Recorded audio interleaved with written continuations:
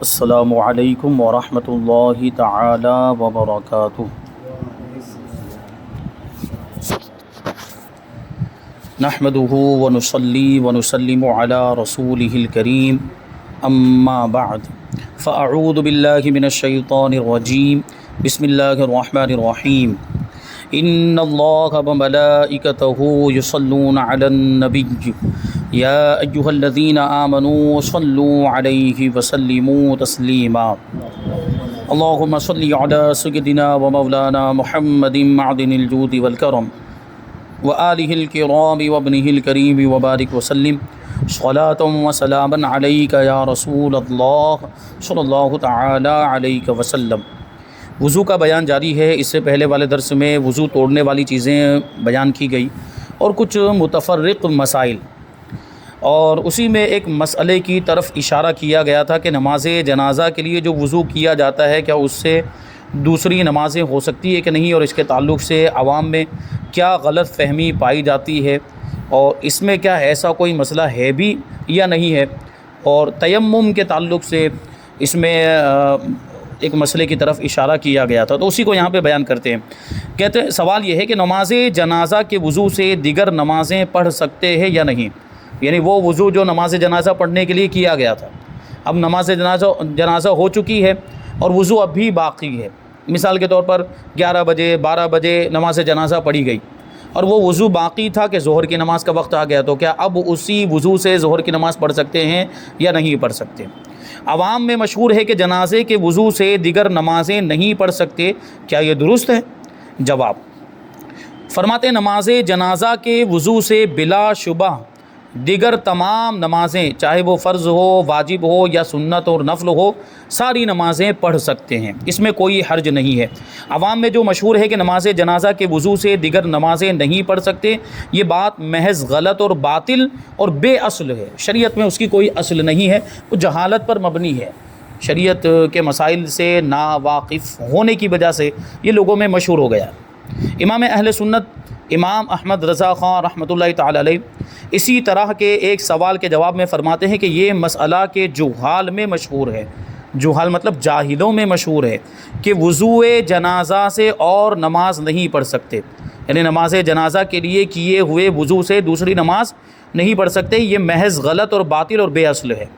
مسئلہ صرف اس قدر ہے، یعنی مسئلہ صرف اتنا ہے کہ اگر نماز جنازہ قائم ہوئی اور بعض اشخاص آئے اور وہ تندرست ہیں، پانی موجود ہے، یعنی نماز جنازہ قائم ہو چکی ہے، شروع ہو چکی ہے، اور نماز جنازہ شروع ہونے کے بعد کچھ لوگ آئے اور وہ تندرست بھی ہیں اور پانی موجود بھی ہے، کیونکہ دیکھیں تیمم کب کیا جاتا ہے؟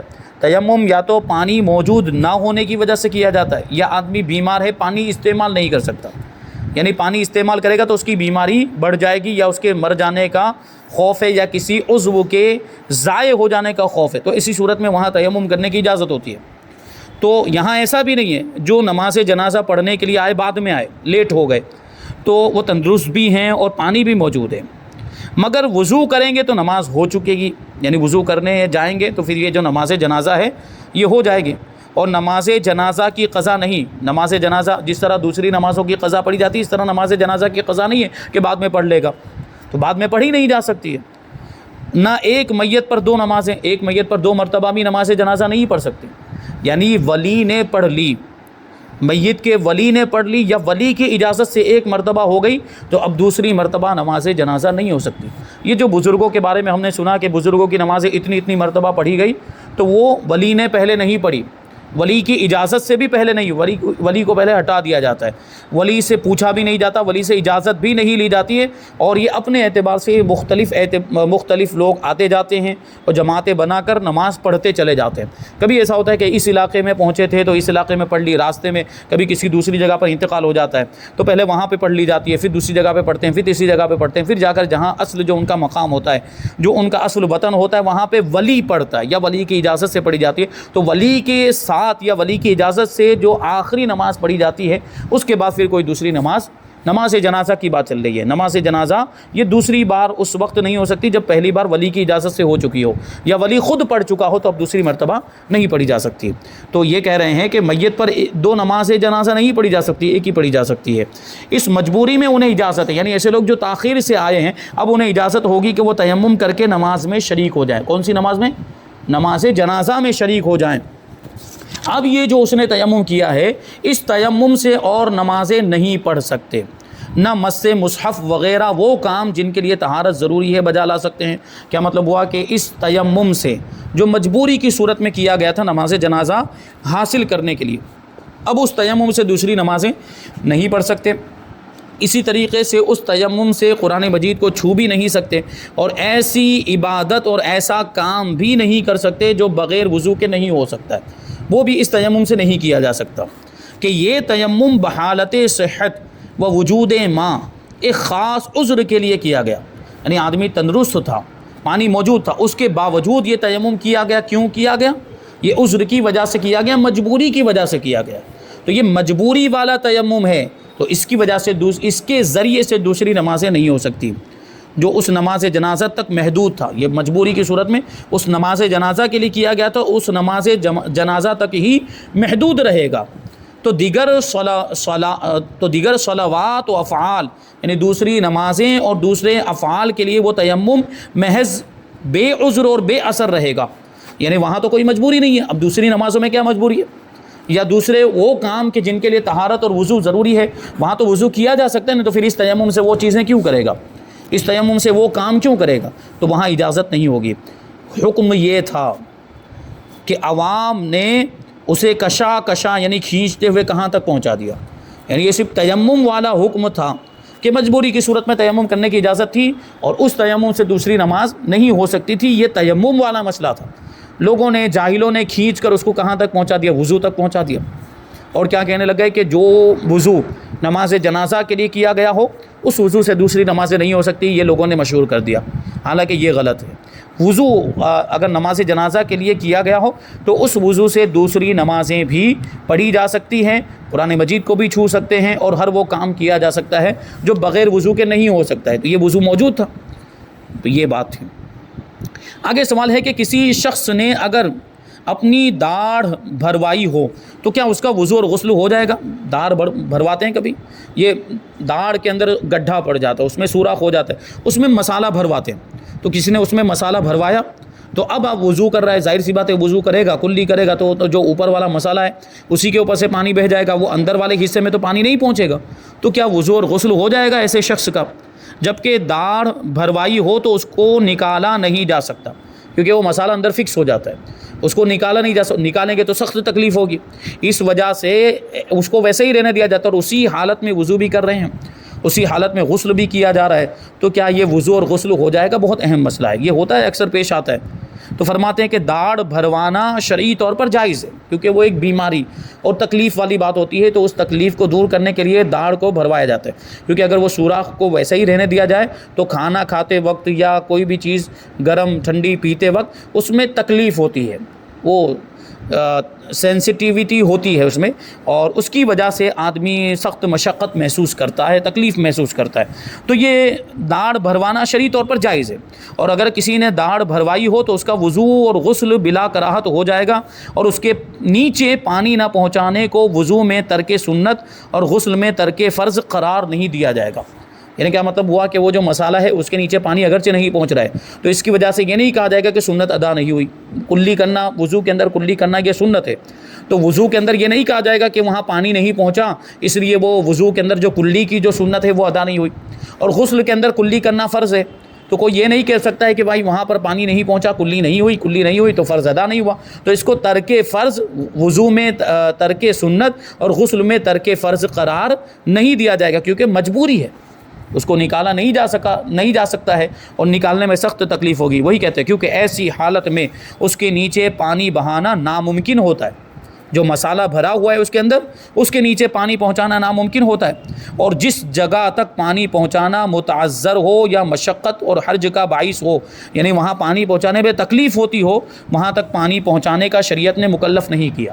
یعنی شریعت نے ہم پر وہ ذمہ داری ڈالی ہی نہیں شریعت نے ہم پر وہ تکلیف ڈالی ہی نہیں ہے کہ ہم وہاں پانی پہنچائیں جہاں پانی پہنچانے میں سخت تکلیف ہو رہی ہے. اب ظاہر سی بات وہ مسالے کے نیچے پانی پہنچانے میں تکلیف ہوگی اور وہاں پانی پہنچانا ناممکن بھی ہے کیونکہ وہ اوپر مسالہ آ گیا ہے. مسالے کے نیچے پانی پہنچانے کے وہ مسالہ نکالنا پڑے گا, اس کی وجہ سے تکلیف کا سامنا کرنا پڑے گا اور سخت حرج کا یہ سبب بنے گا. اس وجہ سے اس کو معاف رکھا گیا ہے. ابھی دیکھیں اس کی ایک مثال بھی پیش کرتے ہیں. اس کی نظیر ہلتا ہوا دانت ہے. دانت کبھی ہلنے لگ جاتے تو اس کے لیے ہم لوگ کیا کرتے ہیں, تو دانت ہلنے والے دانتوں میں وہ تار باندھے جاتے ہیں. تو کہتے ہیں کہ ہلتا ہوا دانت ہے کہ اگر تار سے باندھا ہو یا کسی مسالے وغیرہ سے اس کو جمایا ہو یا دانتوں میں چونا یا مسی کی ریخیں جم گئی ہو. چونا پان زیادہ کھانے کی وجہ سے وہ چونے کی اور کتھے کی وہ ایک تہ جم جاتی ہے. اسی طریقے سے وہ خواتین عورتیں جو مسی وہ دانت میں رگڑتی ہے, مسی ہوتی ہے وہ جو تمباکو سے بنتی, کالا وہ منجن جیسا بن جاتا ہے, اس کو وہ لوگ گھستے ہیں دانتوں میں گھسو, اس سے دانت ان کو مطلب دانت مضبوط بھی ہوتے ہیں اور اس میں تمباکو ہوتا ہے. کچھ لوگوں کو ایسی عادت ہوتی ہے تمباکو کی کہ اس کی جگہ پہ وہ لوگ استعمال کرتے ہیں, تو وہ بہت زیادہ استعمال کرنے کی وجہ سے اس کی بھی تہ جم جاتی ہے دانتوں کے اوپر, مسی جو ہوتی ہے اس کی تہ جم جاتی ہے. اسی طرح وہ پان کھانے والوں کے لیے وہ جو کتھا اور چونا وغیرہ کی تہ جم جاتی ہے. تو شرعی طور پر اس کے نیچے پانی بہانا ضروری نہیں ہے کیونکہ ابھی اس میں مشقت ہے, ہر مرتبہ وہ صاف کرتا رہے گا. تو یوں ہی مصنوعی دانت لگوانے کی صورت میں, مصنوعی دانت کبھی دانت ٹوٹ جاتے ہیں تو مصنوعی دانت لگاتے ہیں, نقلی دانت, مصنوعی مطلب نقلی دانت لگواتے ہیں. ایک دانت یہاں سے نکل گیا تو اس کی جگہ پہ کبھی وہ دوسرے مٹیریل کا دانت لگواتے ہیں. وہ کبھی کون سا دانت لگاتے ہیں, چاندی کا, کبھی کون سا لگواتے ہیں, سونے کا بھی لگواتے ہیں. تو کوئی بھی دانت لگوایا ہو, یوں ہی مصنوعی دانت لگوانے کی صورت میں اگر دانت کو اتارنا حرج و مشقت کا باعث ہو تو اتار کر نیچے پانی بہانے کی حاجت نہیں. کبھی تو کیسا ہوتا ہے کہ اوپر سے صرف وہ کیپ پہناتے ہیں وہ لوگ دانت کے اوپر کہ دانت سلامت ہے, داڑھ ہے, اس کے اندر سوراخ ہو گیا, بھی بس اوپر سے کیپ پہنا دی. اب وہ کیپ کیسی ہوتی ہے, وہ فکس نہیں ہوتی, اس کو نکالا جا سکتا ہے. کبھی ایسا ہوتا ہے تو اس کو نکال کر پانی پہنچانا ضروری ہوگا, جبکہ وہ بغیر کسی تکلیف کے اس کو آسانی کے ساتھ نکالا جا سکتا ہو تو وہ کیپ نکال کر نیچے پانی پہنچانا ضروری ہوگا. لیکن اگر اس کیپ کو فکس کر دیا گیا, آپریشن کر کے اس کو وہاں پہ ایک دم فٹ کر دیا گیا کہ اب اس کو نکالنا ممکن نہیں, اب نکالیں گے تو تکلیف ہوگی, تو اس کو نکالنے کی ضرورت نہیں ہے, اوپر سے پانی بہا دینا کافی ہوگا. تو اسی طریقے سے وہ جو مصنوعی دانت ہوتے ہیں ان دانتوں کو نکالنا ضروری نہیں کیونکہ دانت وہ فکس کیا ہوا ہوتا ہے, اب اگر اس کو نکالیں گے تو سخت تکلیف ہوگی. تو اس وجہ سے وہاں وضو اور غسل ہو جائے گا اگرچہ اس کے نیچے پانی نہیں پہنچ رہا ہے. تو یہ کچھ مسئلے تھے. آگے ایک سوال ہے کہ وضو کے بعد یاد آیا کہ کوئی عضو دھونے سے رہ گیا ہے مگر یاد نہیں کہ کون سا رہ گیا ہے, تو اب کیا کریں؟ کوئی ایک عضو جسم کا, کوئی وضو کے اندر جو اعضاء دھوئے جاتے ہیں ان اعضاء میں سے کوئی ایک عضو دھونے سے رہ گیا, اتنا بس خالی معلوم ہے کہ کوئی ایک, یا تو ہاتھ یا تو پاؤں یا تو چہرہ, کوئی ایک عضو دھونے سے رہ گیا لیکن کون سا ہے یہ یاد نہیں آ رہا ہے. تو ایسی صورت میں کیا کریں گے؟ جواب دیتے ہیں کہ ایسی صورت میں بایاں یعنی الٹا پاؤں دھو لیا جائے. کیونکہ دیکھیے وضو کی جو ترتیب ہے وہ اس سے پہلے بتائی گئی. وضو کی ترتیب میں سب سے پہلے کیا کرنا ہے؟ پہلے تو گٹوں تک ہاتھ دھونا ہے, پھر چہرہ دھونا ہے, پھر کوہنیوں سمیت دونوں ہاتھوں کو دھونا ہے, پھر سر کا مسح کرنا ہے اور سب سے آخر میں دونوں پاؤں کو ٹخنوں تک دھونا ہے. اور اس میں بھی ترتیب کیا ہے؟ پہلے سیدھا پاؤں دھوئیں گے, پھر کون سا پاؤں دھوئیں گے؟ الٹا پاؤں دھوئیں گے. تو کوئی عضو چھوٹ گیا ہے اس کا مطلب کیا ہے کہ آخر میں جو دھویا جاتا ہے وہی چھوٹا ہوگا, کیونکہ اس ترتیب سے اگر وہ وضو کرتے آ رہا ہے اور اس کی یہی عادت ہے کہ وہ جو سنت ترتیب ہے وضو کرنے کی اسی ترتیب سے وہ وضو کیا کرتا ہے, تو ایسی صورت میں اگر ایک عضو چھوٹ گیا تو وہ کون سا ہونا چاہیے؟ وہ بایاں پاؤں ہی ہونا چاہیے کیونکہ آخر میں تو وہی دھویا جاتا ہے. تو اب وہ بائیں پاؤں کو الٹے پاؤں کو دھو لے, اس کا وضو ہو جائے گا. سوال, کس صورت میں بے وضو شخص دیہ دردہ یعنی 100 ہاتھ 25 گز یا 225 فٹ سے کم پانی میں بے دھلا ہاتھ ڈال دے تو پانی مستعمل نہیں ہوگا؟ دیہ دردہ کے بارے میں پہلے بتایا تھا کہ 10 ہاتھ لمبا 10 ہاتھ چوڑا پانی, جیسے کہ ہمارا یہ حوض ہے یہ 10 ہاتھ لمبا یا 10 ہاتھ چوڑا بلکہ اس سے بھی کئی زیادہ ہے. تو یہ دیہ دردہ ہوتا ہے, یہ جاری پانی کے حکم میں ہوتا ہے. اگر اس میں کوئی نجاست گر جائے تو وہ ناپاک نہیں ہوگا جب تک کہ نجاست کی وجہ سے اس کا رنگ بو یا مزہ بدل نہ جائے, اس وقت تک اس کو ناپاک نہیں کہہ سکتے. لیکن جو دیہ دردہ سے کم پانی ہے, جیسے ہمارے گھروں میں بالٹی رکھی ہوئی ہے, ہمارے گھر میں وہ ٹب وغیرہ بھر کے اس میں پانی رکھا ہوا ہے, کسی اور برتن کے اندر پانی بھر کے رکھا ہوا ہے, وہ چھوٹا سا ہی برتن, وہ دیہ دردہ تو ہو ہی نہیں سکتا. 10 ہاتھ لمبا 10 ہاتھ چوڑا ہمارے گھروں میں جو پانی رکھ کے رکھا ہوا ہوتا ہے, اس میں اگر ہم بے وضو ہیں اور ہاتھ ڈال دیں گے تو وہ پانی مستعمل ہو جائے گا، یا ناپاکی کی حالت میں جنوبی ہے کوئی اور وہ ہاتھ ڈال دے اس پانی کے اندر بغیر ہاتھ کو دھلے ہوئے، ہاتھ کو دھوئے بغیر اس میں پانی ڈال دے گا تو اس پانی میں ہاتھ ڈال دے گا تو وہ پانی مستعمل ہو جائے گا۔ کیا مطلب ہوا؟ وہ پانی مستعمل ہو گیا، یعنی اب اس سے وضو نہیں کیا جا سکتا، اب اس سے غسل بھی نہیں کیا جا سکتا۔ یہ مسئلہ ذہن میں رکھیں، آگے تفصیل کے ساتھ ہو سکتا ہے آئے گا۔ تو مائع مستعمل جو ہوتا ہے جس میں بے وضو شخص نے ہاتھ ڈال دیا ہو یا بے غسل شخص نے ہاتھ ڈال دیا ہو، ہاتھ کو دھوئے بغیر، ہاتھ دھو کر اگر ڈالا ہے تو اس میں کوئی مسئلہ نہیں ہے، اس سے وہ پانی قابل استعمال رہتا ہے۔ لیکن ہاتھ دھویا نہیں تھا، بے وضو تھا یا بے غسل تھا، غسل واجب تھا اور اس میں اس پانی کے اندر ہاتھ ڈال دیا تو اب وہ پانی مستعمل ہو جاتا ہے، یعنی قابل استعمال نہیں رہتا، اب اس سے وضو یا غسل نہیں کیا جا سکتا۔ لیکن ایک صورت ایسی ہے، ابھی بتائیں گے کہ وہ کون سی صورت ہے کہ بے وضو شخص نے ایسے پانی کے اندر جو دہدردہ نہیں ہے ہاتھ ڈال دیا، بغیر دھوئے ہوئے ہاتھ ڈال دیا، اس کے باوجود بھی وہ پانی مستعمل نہیں ہوا۔ یہ کون سی صورت ہے؟ جبکہ مسئلہ تو ہمیں یہ معلوم ہے کہ کم پانی کے اندر جو دہدردہ سے کم پانی ہو اس میں بے وضو شخص یا جس پر غسل واجب ہو وہ بغیر ہاتھ دھوئے ہوئے اس میں ڈال دے، بلکہ صرف انگلی ڈال دے تو وہ پانی مستعمل ہو جاتا ہے۔ تو کون سی ایسی صورت ہے کہ جس میں ہاتھ ڈالنے کے باوجود وہ پانی مستعمل نہیں ہوتا؟ کہتے ہیں کہ اگر پانی بڑے برتن میں ہو، جیسے بڑا ٹب ہے اس کے اندر پانی بھرا ہوا ہے، اور کوئی چھوٹا برتن بھی نہیں ہے کہ اس میں پانی انڈیل کر ہاتھ دھو لے، جیسے عام طور پر وہ بڑا ٹب ہوتا ہے تو اس میں وہ مگ رکھا جاتا ہے اس میں سے پانی نکالنے کے لیے، وہ جو چھوٹا برتن ہوتا ہے یا چھوٹا کٹورا یا تپیلی وغیرہ استعمال کی جاتی ہے، اس کے ذریعے سے پہلے پانی نکال کر ہاتھوں کو دھویا جاتا ہے۔ یعنی اس طریقے سے پانی نکالتے ہیں کہ یہ جو ہمارا سوکھا ہاتھ ہے وہ اس پانی کے اندر ڈوبنے نہ پائے، کیونکہ یہ سوکھا ہاتھ پانی نکالتے وقت بھی اگر اس پانی کے اندر ڈوب گیا تو پانی مستعمل ہو جائے گا۔ تو وہ اگر وہ برتن ہے تو اسی برتن سے نکالا جائے گا، مگ وغیرہ سے نکالا جائے گا۔ لیکن کہتے ہیں کہ وہاں کوئی ایسا چھوٹا برتن بھی نہیں ہے، مگ وغیرہ بھی نہیں ہے کہ اس میں سے پانی نکال کر وہ ہاتھ پر ڈال کر ہاتھ کو دھو لے، تو اسے چاہیے کہ بائیں ہاتھ کی انگلیاں ملا کر صرف وہ انگلیاں پانی میں ڈالے، بایاں ہاتھ مطلب الٹا ہاتھ، اس کی انگلیاں اس طریقے سے ملائے آپس میں اور صرف انگلیاں ڈالے پانی کے اندر، صرف انگلیاں، ہاتھ پورا نہیں جانا چاہیے کیونکہ صرف انگلیوں کی ہی ضرورت ہے، انگلیوں کو ڈالنے ہی سے ضرورت پوری ہو جائے گی، اس لیے ضرورت سے زیادہ اس میں ہاتھ ڈالنے کی اجازت نہیں ہوگی۔ انگلیوں سے زیادہ ابھی ہتھیلی کا حصہ بھی اندر ڈال دیا تو پھر وہ پانی مستعمل ہو جائے گا۔ تو اب کیا کرنا ہے، یہ انگلیاں ڈالنے کے بعد یہ پانی کو ایسے، پانی کو اندر سے اوپر کی طرف ایسے نکالنا ہے اندر سے، اب وہ پانی ایسے اوپر سے آئے گا تو یہ سیدھا ہاتھ اس پانی کے نیچے رکھ کر یہ ہاتھ کو دھو لینا ہے۔ اب یہ ہاتھ دھل گیا ہمارا، اب اس ہاتھ کو تو ڈال ہی سکتے کیونکہ یہ ہاتھ دھلا ہوا ہے، تو اس ہاتھ کو ڈال کر پھر وہ دوسرے ہاتھ کو بھی پورا دھو لے، پھر وہ جو آگے کی جو کارروائی وضو کرنا ہے یا غسل کرنا ہے وہ کریں گے۔ تو اسی کو بتاتے ہیں کہ اسے چاہیے کہ بائیں ہاتھ کی انگلیاں ملا کر صرف وہ انگلیاں پانی میں ڈالے، ہتھیلی کا کوئی بھی حصہ پانی میں نہ پڑے، اور پانی نکال کر داہنا ہاتھ گٹے تک 3 مرتبہ دھوئے، یعنی اس سے یوں پانی، انگلیوں سے صرف پانی نکالے ایسے۔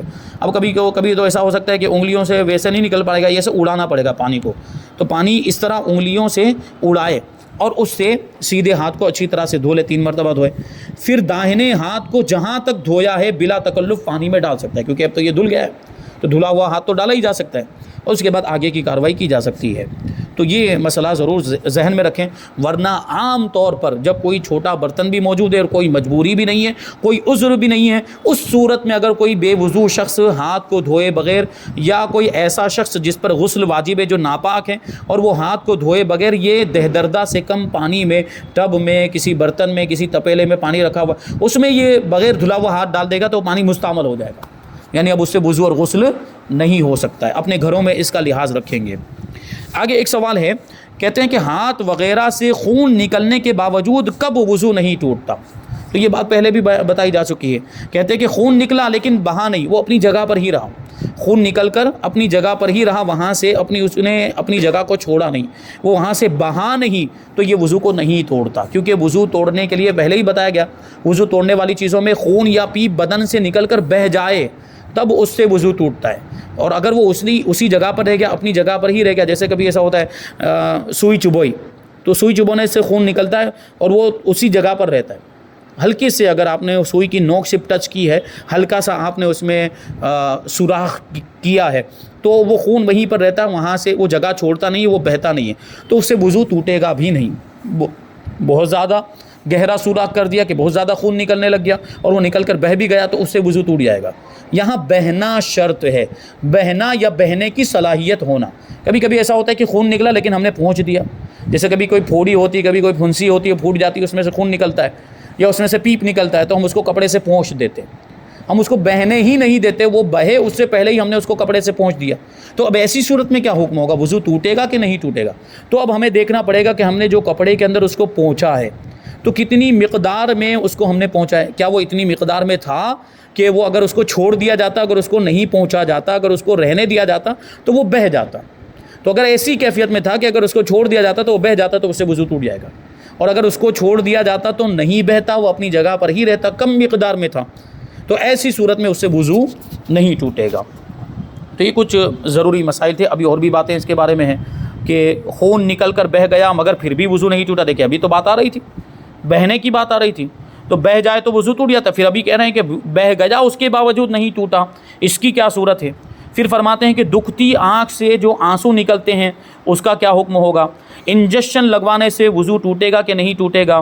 کیا گلوکوز وغیرہ کی ڈرپ لگوانے سے وضو ٹوٹ جاتا ہے؟ گلوکوز کے لیے وہ ڈرپ لگاتے ہیں، سوئی لگاتے ہیں، تو اس سے وضو ٹوٹے گا کہ نہیں ٹوٹے گا؟ یہ بہت سارے مسائل ہیں، انشاءاللہ یہ ساری چیزیں ہم آئندہ درس میں شامل کریں گے۔ اللہ تبارک و تعالیٰ کی بارگاہ میں دعا ہے کہ جو کچھ بھی بیان ہوا اس پر ہم سب کو عمل کرنے کی توفیق عطا فرمائے۔ وما علینا الا البلاغ۔ السلام علیکم۔